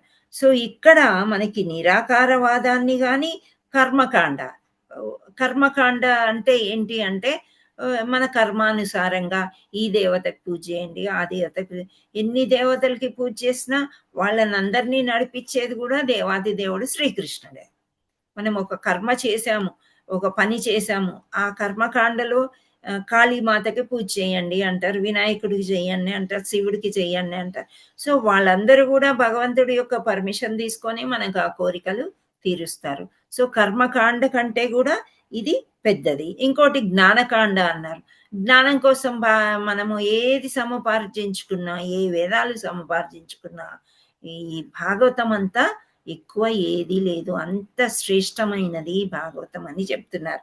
ఎందుకు అనంటే అది మూలతత్వం, ద రూట్ కాజ్ అన్నమాట. ఇప్పుడు మనం మొక్కకి నీళ్లు పొయ్యాలంటే ఒక చెట్టుకి వేరుకి పోస్తాం, మూలానికి వేస్తాం, ఆకులకి పువ్వులకి పళ్ళకి చిలకరించాం నీళ్లు. ఓకే, ఆ డస్ట్ పోవాలని ఏదో చిలకరిస్తామేమో కానీ నీరు మనం వేరుకు అందించినప్పుడే సుభిక్షంగా పంట పొలాలన్నీ పండుతాయి. అదే విధంగా మూలతత్వమైంది భాగవతము. సో ఈ భాగవతం చదివినంతలో చదవడమే శ్రేష్టమైనది వీటన్నిటికంటే. దేనికంటే మనకి నిరాకార తత్వం చెప్పారు, కర్మకాండ చెప్పారు, తర్వాత జ్ఞానకాండ చెప్పారు. ఇవన్నిటికంటే కూడా శ్రేష్టమైంది భాగవతము. ఎందుచేత అంటే మనకి అక్కడ భగవంతుడి యొక్క ప్రేమ మనకి వస్తుంది కాబట్టి. హరే కృష్ణ. నెక్స్ట్ది, వాస్తవానికి ఏది అయినను మూలతత్వం నుండి వేరుగా లేదు, అయినను శక్తులు మాత్రం మూలతత్వం నుండి భిన్నములై ఉన్నాయి. ఇట్టి భావనము ఏ విధంగా పరస్పర విరుద్ధమైంది కాదు. జన్మాదస్య అను సూత్రముతో ఆరంభమగు వేద సూత్రాలు అచింత్య భేదతత్వాన్ని ఈ శ్రీమద్ భాగవతం విపులంగా ప్రకటించుచున్నది. సో శక్తినే పరతత్వంగా నిర్ణయించడి యత్నాలు. అక్కడి నుండి చదవండి ఎవరైనా. హరే కృష్ణ మాతాజీ, చదవమంటారా? చదవండి మాతాజీ. శక్తినే పరతత్వముగా అక్కడి నుంచే మాతాజీ? అక్కడి నుండి. శక్తినే పరతత్వముగా నిర్ణయించేడి యత్నమగు చేయు మనోకల్పన పరులకు ఈ అచింత భేద తత్వజ్ఞానము చక్కని సమాధానము కాగలదు. భగవానుని శక్తి ఏకకాలమున అతనితో సమానము అవన్నీ తెలుసుకోగలుగుటయే అచింత భేద తత్వము. ఈ జ్ఞానము వాస్తవముగా అవగతమైనంతట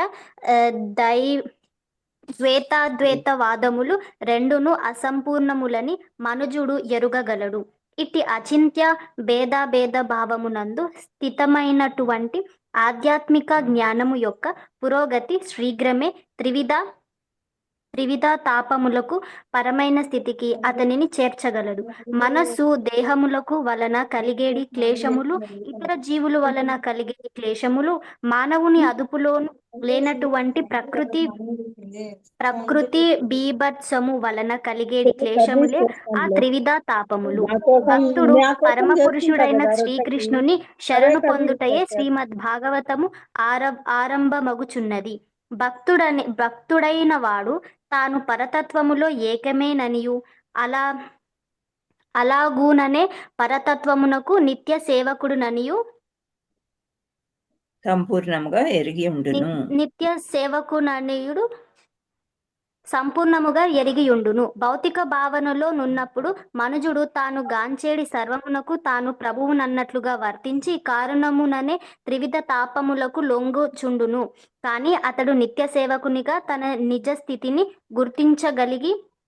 గుర్తించగలిగినచో శీఘ్రమే సర్వతాపత్రములను సర్వతాపత్రయములు నుండి ముక్తుడు కాగలడు. భౌతిక ప్రకృతిపై ఆధిపత్యము చెలాయించవలనని యత్నించినంత మనుషుడు శ్రీకృష్ణునికి దాసుడు కాజాలడు. అనగా జీవుడు శుద్ధ చైతన్యంలో తన నిజస్థితి అందు నిలిచినప్పుడే శ్రీకృష్ణ భగవానుడు సేవను గూర్చగలడు. అట్టి సేవ ద్వారా అతడు శీఘ్రమే సర్వ విధములైన భౌతిక క్లేశాల నుండి ముక్తుడు కాగలడు.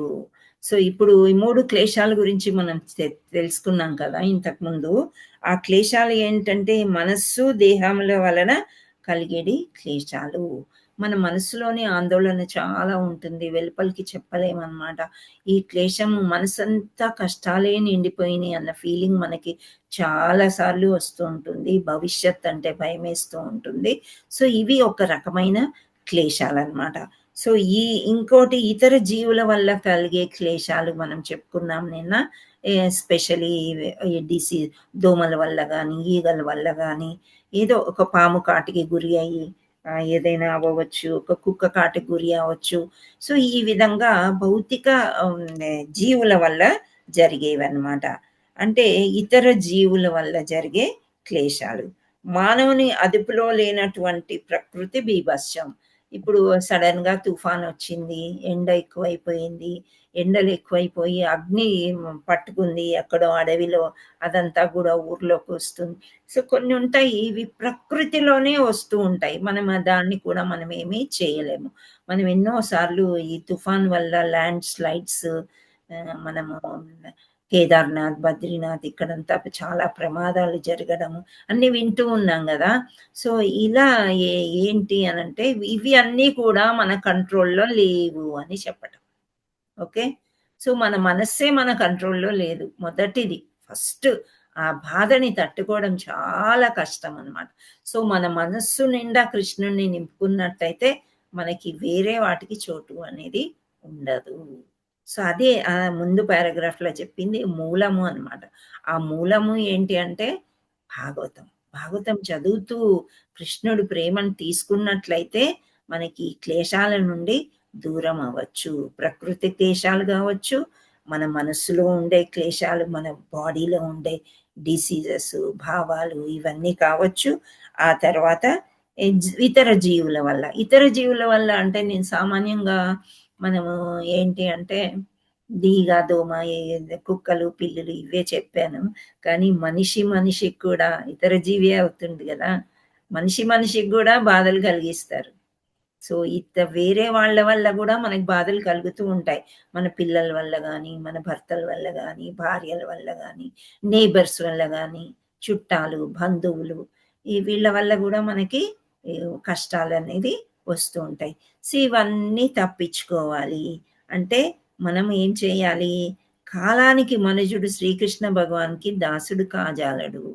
సో ఈ మనుష్యుడు శ్రీకృష్ణ భగవాన్కి దాసుడు కాజాలనంత కాలం ఈ త్రివిధ తాపాలు మనకి తప్పవు. ఎప్పుడైతే మనము ఆ జీవుడు శుద్ధ చైతన్యంతో నిజస్థితి అందు నిలిచి ఉన్నప్పుడే శ్రీకృష్ణ భగవానునకు సేవను గూర్చగలడు. సో నిజస్థితి సత్యము, భగవంతుడే సత్యము, శ్రీకృష్ణ భగవానుడే సత్యం అని మనం తెలుసుకున్నప్పుడే భగవంతుడికి మనం సేవ చేయగలుగుతాం. భగవంతుడే లేడు అని మనం అనుకున్నప్పుడు ఎవరికి సేవ చేస్తాం? మనము చేయగలమా? ఎవరికైనా పైగా మనకి ఇంద్రియ భోగం ఇవన్నీ అలవాటు అయిపోయిన తర్వాత ఈ పని వదులుకొని ఆ పని ఎక్కడ చేయగలుగుతాం మనం? భగవంతుడు ఎక్కడ ఉన్నాడేమో మనకు కనిపించడు, చచ్చిపోయిన తర్వాత మనకెందుకు, ఎక్కడ పోతే ఏంటి, ఇలాంటి ఆలోచనలన్నీ మనకి భగవంతుడిని దూరం చేస్తాయి.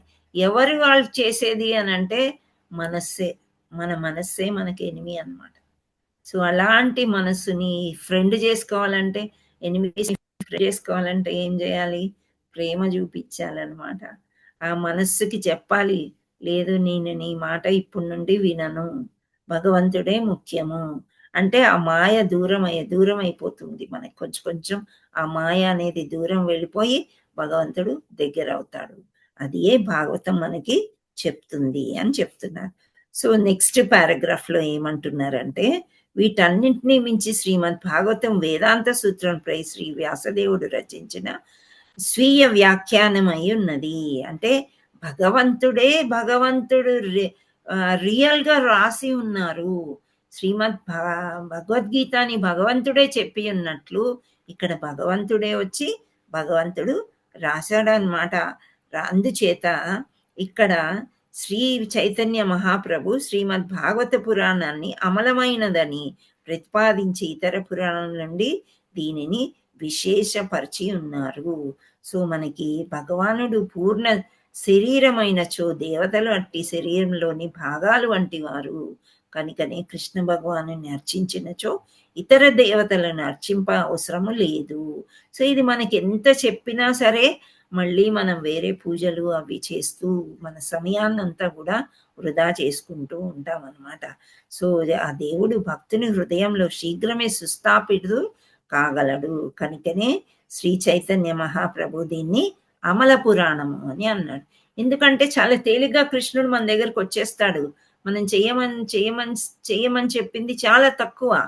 కొంత సేవ చేసినంతనే భగవంతుడు మన దగ్గరికి వచ్చి మన కార్యాలన్నీ చేసి పెట్టేటప్పుడు వేరేది ఎందుకు మనకి అని ఇక్కడ చెప్పటం. సో ఈ శ్రీమద్ భాగవత దివ్య సందేశాన్ని గ్రహించుట నమ్రతతో శ్రవణము చేయుటయే సరి అయిన పద్ధతి. సో మనం ఇక్కడ శ్రవణం చేస్తున్నాం కదా, అవునా? మీరు చెప్పింది నేను వింటున్నాను, నేను చెప్పింది మీరు వింటున్నారు. సో శ్రవణం అనేది ముందు వస్తుంది. నవవిధ భక్తిలో శ్రవణం, కీర్తనం, విష్ణు స్మరణం ఇలా ఉన్నాయి కదా. సో శ్రవణం అనేది చాలా ముఖ్యము. అందుచేతనే పరీక్షిత్ మహారాజు కూర్చుని శ్రవణం చేశాడు భాగవతాన్ని ముక్తి పొందడానికి. దీనిని అనుభూతం నచ్చుకొనుటకు తప్పులెన్ను ధోరణి ఏమాత్రం లాభదాయకం కాదు. కనుకనే చక్కని నిర్దేశనం అయిన ఇచ్చట శుశ్రూషు అనే పదం వాడబడింది. అనగా ప్రతి ఒక్కరూ ఈ ఆధ్యాత్మిక సందేశాన్ని శ్రవణము చేయుటకు ఆసక్తిని కలిగి ఉండవలెను. శ్రవణాసక్తియే ఇచ్చట ప్రథమ యోగ్యత అయి ఉన్నది. సో శ్రవణం అనేది చాలా చాలా ముఖ్యం అని చెప్తున్నారు. సో భాగవతాన్ని ఏం చేయాలి? మనము శ్రవణం చేయాలి. మనం చదువుకుంటే అర్థం కాదు అని ఫస్ట్ డే క్లాస్లోనే చాలా మంది అన్నారు. ఓకే, నిజమే, మనమే చదువుకుంటే మనకు అర్థం కాదు. శుశ్రూషు అంటే శ్రవణం అనేది మనకు తెలియదు. ఇవన్నీ ఇంత బాగా ఇక్కడ వర్ణించి ఉన్నారు. మనం డిస్కస్ ఒకరికొకరు చెప్పుకుంటేనే మనకి బాగా అర్థమవుతుంది. సత్సంగంలో ఉంటేనే మనకి అర్థమవుతుంది. ఎందుకు అంటే మనం అందభాగ్యులం, రైట్? కండిషన్ సోల్స్ అన్నమాట. మనకి ఇంకా వాస్ట్ నాలెడ్జ్ లేదు. కానీ మందభాగ్యులైన వారు శ్రీమద్ భాగవత శ్రవణమందు అభిరుచిని కనపరచరు. వాస్తవానికి ఈ పద్ధతి సులభమైనను ఆచరణకు మాత్రం కష్టతరమైంది. వ్యర్థములైన రాజకీయ చర్చలు, సంఘానికి సంబంధించిన విషయాలను వినుటకు తగినంత సమయము సంపాదించగలిగిన అట్టి మందభాగ్యులు భక్తుల సత్సంగం శ్రీమద్ భాగవత శ్రవణానికి ఆహ్వానించినంతనే సమయం లేదని తిరస్కరించరు. వీరిట్లుండగా ధనార్జనకై శ్రీమద్ భాగవతాన్ని ప్రవచించి కొందరు నేరుగా శ్రీమద్ భాగవతంలోని భగవానుని గుహ్యములైన లీలలను చొచ్చుకొని పోయి వాటికి కామ సాహిత్యం అన్నట్లుగా వ్యాఖ్యానింప యత్నింతురు. సో ఇక్కడ ఉండే మీనింగ్, భాష్యము నేనేం చెప్పాను? ఇస్కాన్లో మనం పోస్ట్ మ్యాన్ పద్ధతి, ఆచార్యులు చెప్పింది ఇక్కడ పుస్తకంలో ఉన్నది మాత్రమే చర్చిస్తాము. కానీ వేరే వాళ్ళు ఏం చేస్తారు? అసలు ఫస్ట్ మందమతులకి ఇంట్రెస్ట్ ఉండదు. మీరు అంటారు కదా, రోజుకొకరిని కొత్త వాళ్ళని తీసుకురండి, మనం సంఖ్య పెంచుకుందాం అంటే అందరికీ చెప్తున్నాం మాతాజీ, కానీ వాళ్ళు రావట్లేదు అంటే వాళ్ళకి ఇంకా ఆ సమయం రాలేదు కృష్ణుడు. సో చాలా కష్టం అన్నమాట. సో ఆచరణ చేయడం అనేది ఈ పద్ధతి నిజమే చాలా కష్టం. మనం కూడా 1 year ఎంతో కష్టపడితే అమల పురాణం చెప్పుకోండి, మీరు చర్చించుకోండి అని ఒక చిన్న పర్మిషన్ అనేది మనకి వచ్చిందనమాట. సో ఈ సత్సంగ శ్రీమంత శ్రవణం ఆహ్వానించినంతనే సమయం లేదు అంటారు. మంచి సమయం 11 o'clock, మాకు చాలా పనులు ఉన్నాయి, మేము రాలేము. ఎంతో మంది వచ్చారు. మనకి 3 గ్రూప్స్లో 600 పైన జాయిన్ అయ్యారు. అంటే ఇక్కడ మనకి 1000 ఉండాలి, 1800 పైన ఉన్నారనమాట ఉండడానికి గ్రూప్లో. కానీ మన దగ్గర వచ్చేది 30-40 కంటే తక్కువనే వస్తున్నారు. ఓకే. సో ఏంటి అంటే కొందరు ఇలా వ్యాపారం కూడా చేసుకుంటారు. శ్రీమద్ భాగవతాన్ని భగవంతుడు గుహ్యమైన అంటే కొన్ని రహస్యాలు చెప్పారు కదా ఇక్కడ నిన్న మనం చర్చించుకున్నాము. రుక్మిణి అండ్ శ్రీకృష్ణ భగవానుడు ఏ విధంగా చర్చించుకున్నారు, నారద ముని వచ్చారు, ఇవన్నీ కూడా చాలా గతాలుగా వేరే వేరే స్టోరీ లాగా చేసి చెప్పి డబ్బులు గడించుకోవడం కామ సాహిత్యంగా. అంటే రాసలీలలు ఉన్నాయి, ఆ రాసలీలని కామ సాహిత్యంగా వ్యాఖ్యానింప యత్నిస్తారు. కానీ శ్రీమద్ భాగవతం మొదటి నుండి క్రమంగా శ్రవణం చేయవలెను. ఈ దివ్య వాంగ్మయాన్ని అవగతం చేసుకున్నట్టు సమర్థులైన వారే ఈ శ్లోకం నందు వర్ణింపబడినారు. అనగా బహు పుణ్య కర్మలను కావించిన పిమ్మటయే మనుజుడు శ్రీమద్ భాగవతాన్ని శ్రవణం చేయుటకు అర్హుడని భావము. సో ఇక్కడ మనము రాని వాళ్ళ గురించి ఆలోచించకుండా వచ్చిన వాళ్ళు ఎంత అదృష్టవంతులు అని ఇక్కడ చెప్తూ ఉన్నారనమాట. అంటే ఎంతో పుణ్యకర్మలు చేసుకుంటే గాని ఈ యొక్క క్లాసులకి మనము రాలేము అని ఇక్కడ ఇంత క్లియర్ గా చెప్పారు. భాష్యంలో ఎవరు? శ్రీల ప్రభుపాదికి జై. శ్రీల ప్రభుపాదుల వారు ఆ అనువాదంని ఎక్కువ చేసి అంటే మనకి అర్థమయ్యేటట్టు ఇక్కడ చెప్పారనమాట. సో పుణ్యకర్మలు చేసిన వాళ్ళు మాత్రమే ఇక్కడ అర్హత లభించింది మనకి, ఈ భాగ్యం లభించింది అనమాట. శ్రీమద్ భాగవతం శ్రవణం చేయుట ద్వారా శ్రీకృష్ణ భగవాను ప్రత్యక్షంగా అనుభవానికి రాగలడని వివేచన కలిగిన బుద్ధిమంతుడైన మనుజుడికి మహాముని అయిన శ్రీ వ్యాసదేవుడు చున్నారు. ఈ శ్రీమద్ భాగవత దివ్య సందేశాన్ని శ్రద్ధతో శ్రవణం చేయుటకు ఉపక్రమించిన వాడు వేదములందు తెలుపబడిన ఆత్మానుభవం నందలి వివిధ స్థాయిల గుండా ప్రయాణింప అవసరము లేకనే పరమహంస స్థితికి శీఘ్రంగా ఉద్ధరింపబడగలరు. పరమహంసలంటే ఎవరు? శుద్ధ భక్తులు అన్నమాట, శుద్ధ సత్వ భక్తులు. సో వాళ్ళు పరమహంసలు. అట్లాంటి వాళ్ళు వైకుంఠానికే డైరెక్ట్ గా వెళ్తారు కృష్ణుడి దగ్గరికి. అప్పుడు కృష్ణుడు ఈ ప్రాంతంలో పంపిస్తారనమాట పరమహంసల్ని. ఎవరు? శ్రీల ప్రభుపాదుల వారు, జయపతాక స్వామి, రాధానాథ్ స్వామి ఇలాంటి వాళ్ళని పంపిస్తారు. వెళ్ళండి మీరు ఇంకా కొందరు మంది భక్తుల్ని చెయ్యండి. అలాంటి వాళ్ళు పరమహంసలు.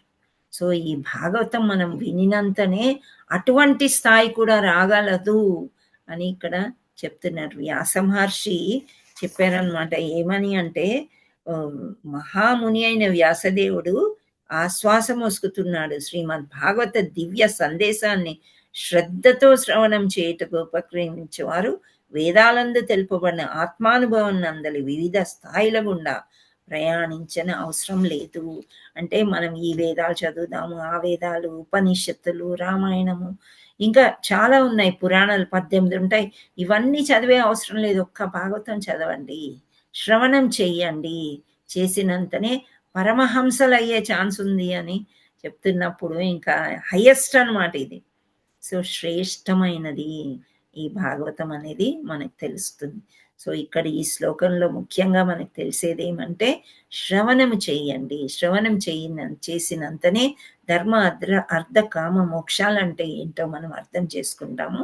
పంచార్థము ఏంటి అని అంటే శ్రీకృష్ణుని ప్రేమతో మనం ఆహ్వానించనే ఈ శ్రీమద్ భాగవతంతో పాటు మనకి శ్రీకృష్ణుడు మన హృదయంలో ఉండి మనల్ని చూసుకుంటూ ఉంటారు అని. అయితే మనం శ్రీమద్ భగవద్గీతలో సర్వధర్మ పరిత్యజ్య అని మన ధర్మాలన్నీ పరిత్యజించేసాం. మనం రెడీగా ఉన్నాం శ్రీమద్ భాగవతము శ్రవణం చేయడానికి. ఎప్పుడైతే శ్రద్ధతో శ్రవణం చేశామో శ్రీకృష్ణుడు మన హృదయంలోనికి వచ్చి నిలిచి ఉంటాడు. వేరే ఈ త్రివిధ తాపాలకి ఛాన్స్ లేదు ఫైనలీ. ఓకే, అది వ్యాస మహర్షి చెప్తున్నాడు అన్నమాట. సో ఈ త్రివిధ తాపాలకి ఇంకా ఛాన్సే లేదనమాట. అంటే భయం అనేదే పోతుంది. భగవంతుడు మన దగ్గరే ఉన్నాడు, మనం భగవత్ సేవలోనే ఉండాలి ఎప్పటికీ అనే ఆలోచన మనకి వస్తూ ఉంటుంది అనమాట. ఎప్పుడైతే ఇటువంటి ఆలోచనలు వస్తాయో ఈ తాపాలు ఇవన్నీ భయాలు వెళ్ళిపోతాయో ఇంద్రియ తృప్తి కోసం మనకి అవసరం లేదు. మనకి ఎంత కావాలో అంతలోనే మనము ఉంటామన్నమాట. అసంతృప్తి అనేది మనకి ఇంకా ఉండదు ఈ భౌతిక ప్రపంచం గురించి. ఓకే. హరే కృష్ణ కృష్ణ కృష్ణ హరే హరే, హరే రామ రామ రామ హరే హరే. వాంఛాకల్పతరుభ్యస్య కృపా సింధుభ్య ఏవ చ పతితానాం పావనేభ్యో వైష్ణవేభ్యో నమో నమః. శ్రీమద్ భాగవతం की जय, हरनाम संकीर्तन की जय, श्री श्री श्री राधा मदन मोहन की जय, जगन्नाथ बलदेव सुभद्रा माई की जय, चैतन्य निताय गौर प्रेमानंदे, हरि हरि बोल. Hare Krishna. Thank you. So మీకు కొంచెం సమయం ఎక్కువైంది ఈరోజు. సో మీరంతా ఓపిక విన్నందుకు చాలా చాలా